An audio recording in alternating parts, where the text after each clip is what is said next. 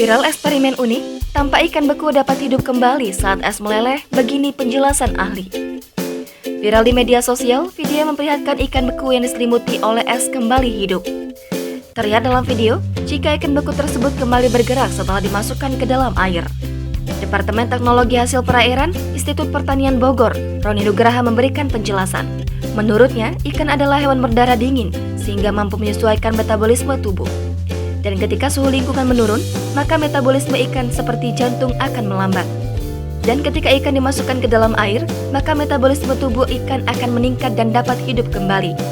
Selain berdarah dingin, beberapa ikan juga memiliki kemampuan memproduksi gliserol dan antifreeze protein atau AFP. Biasanya molekul-molekul ini ditemukan pada ikan-ikan yang hidup di perairan dingin seperti subtropis atau kutub. Lebih lanjut, ia mengatakan ikan-ikan di perairan dingin membutuhkan molekul tersebut untuk bertahan hidup.